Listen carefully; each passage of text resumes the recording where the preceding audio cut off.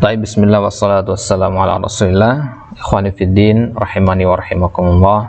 Alhamdulillah ta'ala, kembali kita lanjutkan syarah kitab Salasatul Usul wa Adillatuha yang membahas tentang 3 pondasi utama dalam beragama beserta dalil-dalilnya, yang ditulis oleh Fadilatul Syekh Shalih bin Abdullah bin Hamad Al-Utsaimin, ghafarallahu lahu wa liwalidayhi wa limasyayikhihi wa li jami'il muslimin wa ammatihim. Baik. Sekarang kita masih di pembahasan tentang di halaman 28 ya, pembahasan tentang bagaimana mengenal adanya Allah.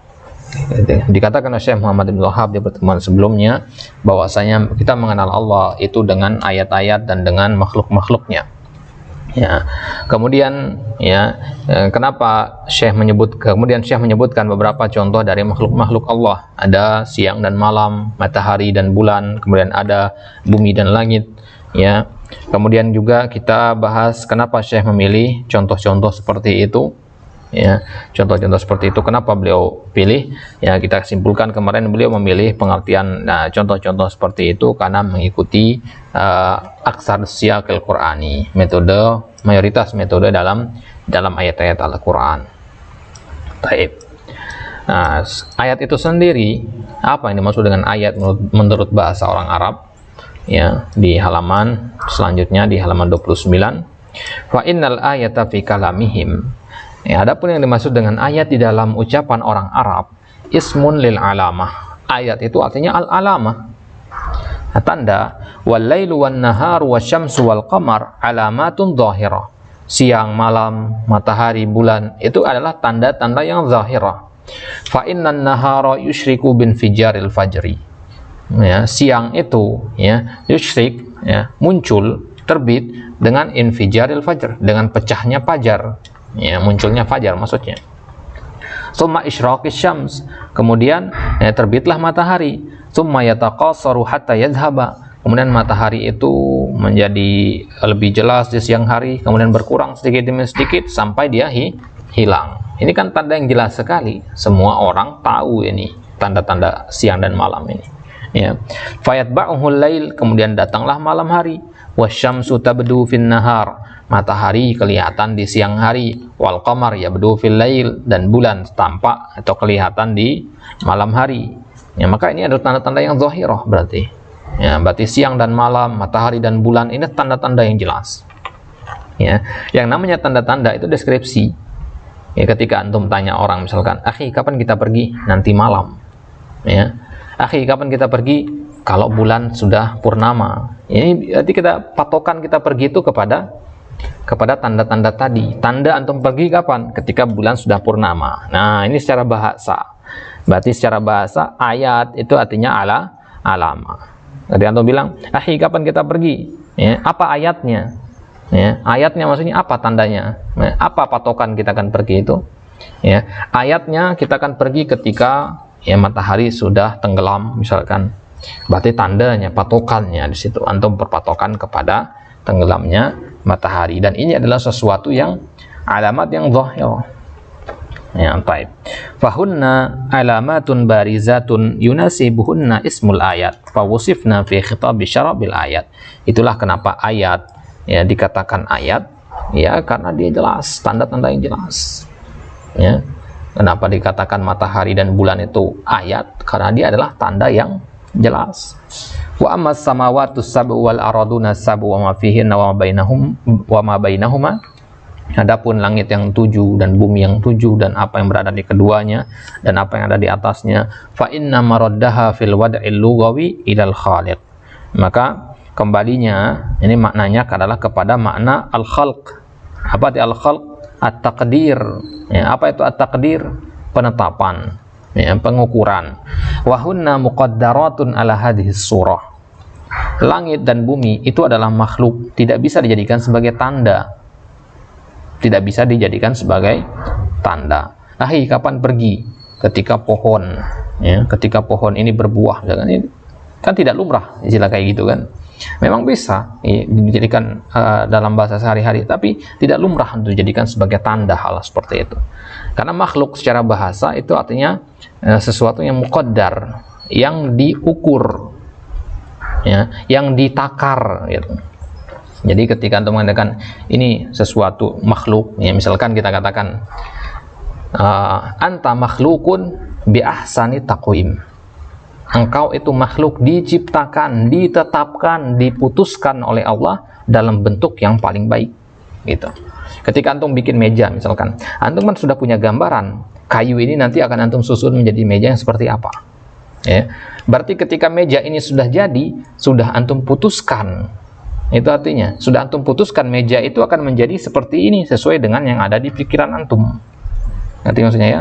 Tapi kalau ada kayu, ya antum berpikir akan membuat menjadi meja, tapi nggak antum kerjakan, hanya sebatas pikiran saja. Apakah dia dikatakan makhluk? Ya, apakah dikatakan makhluk? Tidak, kan hanya baru sebatas ide saja, baru sebatas pikiran saja, belum menjadi benda yang ada bisa disentuh. Gitu. Ngerti ya? Maka kayu itu adalah makhluk yang masih bernama kayu. Antum punya ide untuk merubahnya menjadi makhluk lain bernama meja. Tapi karena ide ini tidak antum kerjakan, tidak antum wujudkan dalam bentuk aksi, tidak antum wujudkan dalam bentuk perbuatan, maka makhluk itu pun tidak ada. Ya, tidak menjadi ada meja tadi, hanya sebatas ide saja. Ya, tak pernah. Nah, dari mantiknya, dari logikanya seperti itu. Dari mana lugohnya, bahwasanya as-samawatus saba' dan sebagainya itu makhluk. Kenapa dinamakan makhluk langit dan bumi itu? Karena memang Allah tetapkan ukurannya seperti ini, bentuknya seperti ini gitu. Ya, Allah tetapkan seperti itu. Wa hunna muqaddaratun ala hadhihi surah. Mereka memang Allah tetapkan bentukannya begitu. Langit itu bentukannya begini, langit bumi itu bentukannya begini, memang Allah sudah tetapkan akan begitu. La yataghayyarna bihalin, nggak akan berubah karena suatu kondisi ya. Kalau Allah tetapkan langit itu begini, nggak akan berubah tiba-tiba menjadi yang lain. Fa inna sama allati naroha huna ya sama allati naroha fi makanin akhar ya. Ya, langit yang kita lihat di Bekasi ya, di Jawa ya, di Lombok, di Sumatera, itu adalah langit yang sama yang dilihat sama orang-orang di Mekah, di Madinah sana ya. Baik, wal ardul lati namshi 'alaiha huna ya al ardul lati namshi 'alaiha fi maqamin akhar. Ya, bumi yang antum pijak di sini adalah bumi yang sama yang dipijak sama orang lain, cuman beda tempat doang, tapi sama-sama bumi, sama-sama tanah gitu. Wa ma ta'allaqa bihi minal makhluqat huwa ka'inun ala tilka sifah. Maka apa yang berkaitan dengan bihima, bumi dan langit maksudnya dari makhluk-makhluk, maka itu adalah ka'inun ala tilka sifah. Dia akan ngikut, bentukannya juga begitu, ngikut sifat bumi dan langit. Langit dan bumi itu takarannya sudah pasti. Maka makhluk-makhluk yang ada di langit dan bumi juga takarannya sudah pasti. Paham maksudnya nih? Ya, takarannya sudah pasti. Manusia yang ada di atas bumi, takarannya sudah pasti. Ya, takarannya sudah pasti itu maksudnya bentukannya sudah memang ya, ibaratnya itu dia cetakannya satu gitu. Manusia cetakannya satu, tangannya dua, kakinya dua, kepalanya satu, cetakannya begitu gitu. Nah, ketika kita melihat ada manusia tidak sesuai dengan cetakan itu, kita akan merasa asing gitu kan? Merasa aneh gitu kalau ada yang menyelisih. Tiba-tiba ada orang misalkan terlahir dengan satu tangan misalkan, nah kan kita merasa asing di situ kan, merasa asing karena memang cetakan asli manusia itu bukan seperti itu, takdirnya bukan seperti itu. Nah, takdir ini bukan takdir dalam bahasa Indonesia, takdir yang artinya keputusan, bukan ya. Takdir di sini seperti antum mengatakan misalkan antum beli baju, antum ukur bajunya berapa senti, berapa meter. Ya, itu namanya antum sedang mentakdir namanya. Ya, takdir itu artinya mengukur, memutuskan bisa juga. Baik. Fafurriqa bainahuma fil Qur'anil Karim bi mulahadzatil wad'il lugawi lismil ayati wal khalq. Maka dibedakan di dalam Al-Qur'an ya, perbedaan antara ayat dan al-khalq, antara ayat dan makhluk dibedakan karena mengikuti penetapan di dalam bahasa Arab. Orang Arab menetapkan bahwasanya ayat itu artinya tanda, makhluk itu artinya sesuatu yang ditakar, yang diukur. Maka ya sesuatu yang ditakar, yang diukur itulah langit dan bumi. Ya. Fasmul ayah fil wada'il lugawi ansabu lil laili wan nahari wasyamsi wal qamar. Maka kata ayat itu yang lebih nyocok dari sisi bahasa untuk menggambarkan siang dan malam, menggambarkan matahari dan bulan. Kenapa? Karena mereka berdua itu adalah tanda. Ya, nah, istilah ayat itu lebih tepat untuk siang dan malam. Kenapa? karena itu adalah tanda. Yang namanya tanda itu kan harus jelas, gitu ya. Kalau antum di perempatan, ya, nah, lampu merahnya malah ketutup semua pohon misalkan, atau lampu merahnya di bawah letaknya, nggak kelihatan sama semua orang yang ada di jalan tersebut, maka gimana antum akan tahu harus berhenti apa harus lanjut misalkan, gitu. Maka yang namanya tanda itu hukum asalnya harus jelas. Ya, wasmul khalq fil wada'il lugawi ansabul samawati wal ard. Dan kata makhluk itu lebih cocok kalau kita nisbatkan kepada langit dan bumi, karena mereka memang adalah sesuatu yang ditakar, yang ditetapkan. Bahasa gampangnya begini untuk membedakan al-ayat dan al-khalq. Al-ayat itu sebagai kata sifat dia. Al-makhluk tidak bisa sebagai kata sifat, dia sebagai maf'ul yang disifati, mausufnya. Jadi ayat itu sifat, makhluk itu mausufnya. Apa maksudnya? Ayat itu sifat, ya, karena kita yang namanya sifat itu kan artinya deskripsi, penjelasan tambahan. Kapan kamu pergi? Saya pergi siang. Siang ini kan penjelasan tambahan, ya, untuk menggambarkan waktu di situ. Ya. Tapi kalau berarti boleh antum menjadikan dia sebagai kata sifat itu. Yang namanya sifat itu, ya, kata wasfun dalam bahasa Arab itu umum mananya, ya, wasfun itu umum mananya. Jadi makna tambahan itu semuanya dinamakan wasfun, sifat salah satunya. Tinggi pendek itu sifat namanya. Ada wasfun itu makna tambahan. Ketika Anda bilang misalkan saya mencari seorang laki-laki yang tinggi, ini sifat dan dia bagian dari wasfun. Ketika Anda mengatakan saya mencari seorang laki-laki yang sedang membaca Al-Quran, yang sedang membaca Al-Quran, ini namanya wasfun, bukan sifat. Paham ya? Kedua-duanya, kata tinggi dan yang sedang membaca Al-Quran, itu adalah makna tambahan untuk mendeskripsikan laki-laki tadi. Ngerti maksudnya? Deskripsi tambahan itu maksudnya penjelas lengkap, ya, pelengkap dari penjelasan itu, sehingga kita lebih tahu siapa yang dimaksudkan dengan laki-laki di situ. Gitu. Ini gini, Pak. Misalnya laki-laki itu makhluk, kemudian yang tinggi itu ayat. Yang tinggi itu ayat. Nah, analoginya seperti itu, ya. Jadi yang sedang membaca Al-Quran sebagainya itu wasfun dia, ya, bisa makhluk, ya, bisa juga ayat. Tapi kalau ayat itu fokus hanya di kata tinggi tadi itu, karena dia sebagai kata sifat dia biasanya. Nanti maksudnya. Nah, ya, jadi ayat itu kurang lebih seperti itu, analogi cara memikirkannya seperti itu, ya, untuk takribut zihinnya, untuk mendekatkan makna ke pikiran kita, bisa dengan kita analogikan seperti itu. Jadi ayat itu artinya tanda, ya. Ada nggak tanda bumi dan langit itu dijadikan sebagai tanda? Ya, nggak bisa bumi dan langit dijadikan sebagai tanda. Jadi yang bisa kita jadikan sebagai tanda itu sesuatu yang ada erat kaitannya dengan waktu, mencolok, ya, dia paling mencolok gitu, ya. Nah, maka di zaman dahulu tanda-tanda itu kan mereka menggunakan istilah-istilah, misalkan tanda mulai bercocok tanam itu ketika, ya, bintang ini muncul, bintang itu muncul, itu tanda kan, itu ayah namanya, ya. Berarti bintang-bintang itu ayah gitu, ya, bintang-bintang itu ayah. Sedangkan kalau untuk mengatakan misalkan padi itu dipanen kalau sudah menguning, ya, kalau sudah menguning buah padi tersebut baru boleh dipanen. Berarti di sini antum patokannya itu kepada makhluk, yaitu padi tadi. Bintang juga padi, bintang juga makhluk kan, ya, tapi dia lebih mencolok sebagai apa? Sebagai tanda. Tanda kan jelas dia kan, dan tanda itu harus jelas memang gitu. Ngerti maksudnya? Sedangkan padi, ada orang bilang misalkan saya mau pergi nanti kalau padi sudah menguning misalkan. Nah, kalimatnya benar, tapi tidak lumrah dijadikan sebagai tanda, ya, untuk orang pergi. Kalau antum bilang saya mau pergi nanti siang, ya orang biasa aja dengarnya kan. Coba antum bilang saya mau pergi nanti kalau daun ini berguguran. Nah, itu dia patokannya nggak jelas gitu. Kalau siang, ya, siang dimanapun kan sama, ya, maksudnya walaupun waktunya beda-beda, tapi pengertian siang di setiap daerah itu kan sama. Ketika matahari bersinar, ya, jam sekian-sekian itu kan siang namanya, walaupun jamnya berbeda-beda di setiap negara gitu, ya.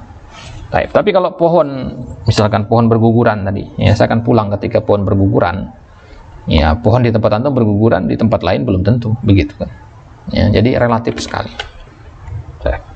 Terus kenapa kata khalaq itu artinya takdir Ustaz dalam bahasa itu?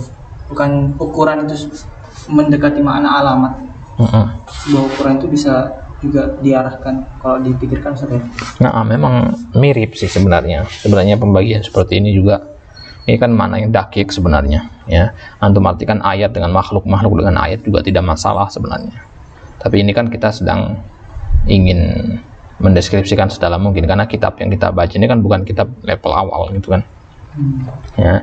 Nah, jadi kalau antum katakan misalkan al-khalq itu kan artinya takdir tadi kan. Artinya yang namanya takdir itu mengukur, berarti ukuran dong dia. Ya. Naam ukuran, tapi dia ukuran yang tidak zahir. Gitu dia. Patokannya hanya kepada zahir apa tidaknya doang. Gitu. Kalau ayat tadi zahir wal qahir. Zahir dan qahir itu ayat. Kalau bumi dan langit ya, itu kan dia makhluk. Ya tidak jadikan sebagai tanda. Gitu. Baik. Wa dzakara al-musannif ad-dalila min al-Qur'an al-ayat wal makhluqat wa huwa thalath ayat. Baik, lihat di sini dalil makhluk. Khalaqas samawati wal ardh. Ya, di sini apa? Langit dan bumi. Ya, makhluk di situ. Wa min ayatihi. Nah, di sini kenapa nggak dikatakan wa min makhluqatihi? Tapi dikatakan wa min ayatihi. Nah, ini menunjukkan bahwasanya siang dan malam itu memang lebih cocok untuk dijadikan sebagai tanda daripada dijadikan sebagai makhluk. Nanti ya. Jadi dia itu ibaratnya petunjuk. Ya, lebih cocok sebagai petunjuk daripada yang ditunjuki, begitu.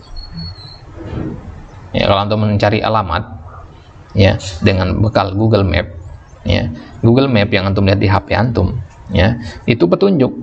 Ya, alamat yang antum cari rumahnya, ya itu yang ditunjuki, gitu. Maka kalau antum mencari rumah, ya patokan antum ke Google Map tadi, ya kan? Ya, dengan itu sarana antum untuk bisa sampai kepada tujuan antum yang makhluk istilahnya. Baik. Yang ketiga, ya ayat yang ketiga, inna rabbakumullahu alladzi khalaqas samawati wal ard. Ya, di sini dikatakan makhluk lagi, langit dan bumi. Ya. Baik. Ya, kemudian dikatakan summastawa 'alal arsy yughshil laila an-nahar. Mana yughshi? Yughshi artinya yughatti, menutupi, ya. Ya, wal laili idza yaghsha. Malam hari itu di antum analogikan begini ya. Antum tahu bola lampu ya. Bola lampu antum letakkan di atas meja, kemudian tutup dengan kain warna hitam. Bola lampu inilah siang hari. Antum tutupi dengan ya, kain warna hitam. Inilah malam hari. Analoginya begitu untuk memahami makna yughshi ini. Jadi yughshil laila an-nahara, Allah jadikan malam hari itu menutupi siang hari. Analoginya begitu ya, seperti kain hitam yang dibentangkan begitu.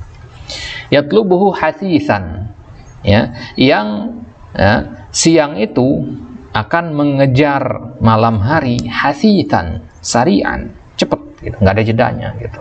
Ya, jadi begitu siang langsung datang malam, begitu malam langsung datang siang, kayak dia saling kejar, gitu ya, kayak saling kejar dia. Musakharatin ya bi amri. Musakharat artinya mudallalat ya, yang ditundukkan, yang diciptakan, terhina. Ya, jadi mereka itu tunduk semua di hadapan Allah. Langit dan bumi semuanya tuh tunduk. Tsumma bayyana al-musannif rahimahullah anna rabbah wal mustahiqqu lil ibadah ba'da dzikrihi ad-dalil al-mursyid ila ma'rifatillah.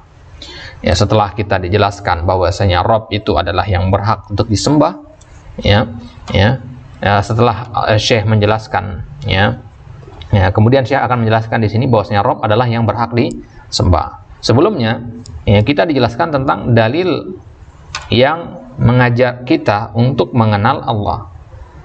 Ya, gimana cara kita untuk mengenal Allah tadi? Bi ayatihi wa makhluqatihi. Kemudian sekarang Syekh mengatakan apa? War-rabbu wal ma'bud. Ya, jadi tadi kita dikasih tanda-tanda. Ya, maksudnya sekarang begini, kalau antum sudah lihat tanda-tanda tadi, inilah kesimpulannya. Ar-rabbu wal ma'bud, ya. Jadi ibaratnya anak katakan kepada antum, Zul cari alamat ini, ya. Alamatnya jalan ini, jalan ini, jalan ini, ya. Nah, ini adalah petunjuk buat Zul untuk sampai kepada alamat tersebut.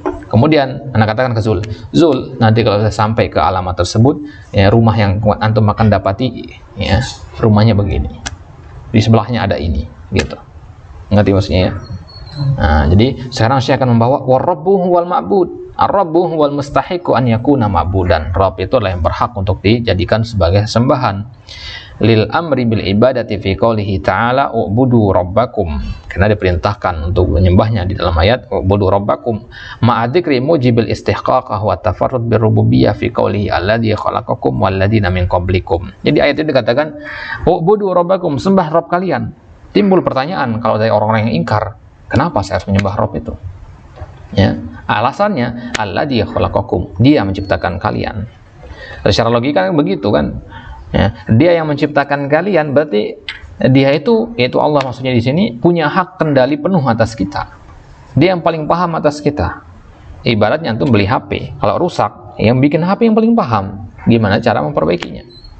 Begitu kan? Nah, maka disuruh berpikir kita di sini, ya.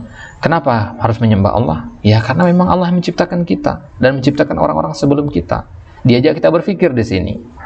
Ya, ila tamamil ayah wallati taliha. Begitu juga ayat selanjutnya, ya. Itu untuk menetapkan rububiyah itu. Ya. Jadi seolah-olah ayat ini ya, unik ayat ini ya, diawali dengan perintah uluhiyah. Ya. Kemudian disertakan setelahnya alasan kenapa kita harus beruluhiyah tadi. Ubudu rabbakum, ini kan uluhiyah ya. Sembahlah Allah, tauhidkanlah Allah. Kalau anak bilang ke Zul, sembah Allah, tauhidkan Allah, esakan Allah. Tapi Zul nggak mau, masih kekeh dengan keyakinannya, misalnya masih kufur. Maka Zul mengatakan, kenapa harus menyembah Allah? Maka baca lanjutan ayatnya, alladzi khalaqakum. Ya, karena Zul, Allah itu yang ciptakan kamu. Allah yang menciptakan kamu dan orang-orang sebelum kamu. Ya, maka secara logika yang menciptakan kamu itu tentu yang paling berhak untuk kamu sembah, gitu. Ngerti ya? Nah, jadi ayat ini, ya, orang yang membaca ayat ini, dia pasti akan langsung terjawab loh rasa ininya, rasa penasarannya itu. Nah, ayat-ayat Al-Quran begitu ya, kalau antum perhatikan baik-baik, baca lebih pelan, tadabbur lebih dalam lagi, itu akan dapati di awal kita dikasih pertanyaan, kemudian di akhir-akhirnya pasti dikasih jawabannya langsung. Itu dia. Ubudu rabbakum, timbul pertanyaan, limadza? Dikasih jawaban langsung, alladzi khalaqakum, gitu. Ya. Pertanyaan, diajak kita berpikir dulu. Jadi Al-Qur'an itu tidak hanya jawaban semua di dalam situ, tapi diajak kita berpikir dulu untuk sampai kepada jawaban tadi. Begitu. Ketika antum tanya kepada teman antum, "Akhi, ini kenapa dihukumi halal?" Ya. Ya. Ini kenapa dihukumi halal? Ya, dijelaskan kepada antum begini. Itu kan lebih baik daripada dia hanya menjawab, "Na'am, ini halal." Itu. Ya, apa hukumnya nih? Halal apa haram? Dia hanya menjawab, "Na'am, halal." Khalas, selesai. Ya. Antum akan nggak terlalu memperhatikan masalah itu nanti, karena antum hanya tahu itu sebatas halal doang, nggak tahu kenapa dia halal. Nah, tapi kalau dijelaskan halal itu karena firman Allah, wa halallahu thayyibat. Ya, Allah menghalalkan hal-hal yang baik dan ini adalah hal-hal yang baik, maka Allah halalkan hal-hal yang baik seperti ini. Nah, kalau antum sudah tahu alasan seperti itu, semakin yakin antum untuk mengamalkan hal tersebut. Baik. Fal iqraru bir rububiyyah yastalzimul iqrar bil uluhiyah. Maka kalau kita sudah meyakini yang namanya rububiyah, wajib konsekuensinya kita harus meyakini uluhiyah juga. Bayanahu Ibnu Katsir fi tafsirihi inda hadil ayah wa dzakarahu anhu al-musannif bi makna. Pemaksudul musannif huna bayanu istihqaqillahi lil ibadah. Maksud dari kesimpulannya di sini adalah penjelasan tentang keberhakan Allah untuk disembah. Wa anna mujibal istihqaqi kaunuhu rabban. Dan alasan kenapa Allah itu harus disembah. Kenapa Allah itu berhak disembah? Karena dia adalah Rabb. Wa man kana rabban wajaba an yakuna ma'budan. Siapa yang disebut Rabb, maka dialah yang wajib untuk disembah. Gitu. Jadi semua yang antum beri gelar Rabb, dia berarti yang berhak disembah. Dan yang pantas menerima gelar Rabb itu adalah Allah saja. Ngerti maksudnya ya? Maka sekarang pertanyaannya, kapan sesuatu atau seseorang itu dikatakan Rabb? Ya ketika dia dalam 4 hal tadi, mampu menciptakan, menghidupkan maksudnya, mampu mematikan, mampu memelihara, dan mampu memberi rezeki. Kalau dia mampu melakukan 4 hal ini, boleh dia disebut dengan Rabb. Gitu ya. Makanya fitnah Dajjal itu besar karena dia mampu melakukan 4 hal ini. Padahal dia bukan Rabb gitu. Gitu ya. Ada nggak manusia selain Dajjal yang mampu melakukan itu? Ya. Jibril mampu menciptakan, mematikan? Nggak bisa. Ya. Nabi SAW mampu menciptakan mematikan? Tidak juga. Nabi Isa mampu menciptakan mematikan? Naam, dia mampu menghidupkan, ya, tapi tidak mampu menciptakan dari ketiadaan, karena memang itu mukjizatnya. Jelas maksudnya di sini ya. Taib. Jadi istilah Rabb itu hanya berhak untuk disandarkan kepada Allah saja di sini. Walaysa kalamuhu tafsiran lirabbi fala yuridu biqaulihi warabbu wal ma'bud ay anna man ar-rabb wal ma'bud falaysa al-ma'budu min ma'ani ar-rabb fil wad'i lughwi fi as-sahih qauli ahli lughah. Taib. Jadi kata ar-rabb di situ ya bukan maknanya al-ma'bud. Paham maksudnya? Karena Rabb itu bukan sekedar ma'bud. Ya, kalau antum menyembah berhala, berarti berhala itu Rabb artinya? Enggak. Apa maksudnya? Ini hati-hati kalau antum artikan Rabb itu dan ma'bud. Dan ini adalah kekeliruan yang paling sering kita temukan kan dalam kitab-kitab terjemah. Ya, Rabb itu diartikan sesembahan. Ya, berarti kalau orang kafir menyembah berhala, kita harus mengakui itu sebagai Rabb kita? Kan nggak begitu. Apa maksudnya ya? Jadi ma'bud itu hanya bagian dari mana ar-Rabb saja, ya, karena makna Rabb itu adalah ya yang menghidupkan, mematikan, menciptakan, memberi rezeki, ya, dan mengatur alam semesta, mengatur segala urusan. Itulah yang berhak menyandang gelar ar-Rabb itu. Ya, adapun gelar ar-Ma'bud, siapa saja bisa menyandang gelar ini.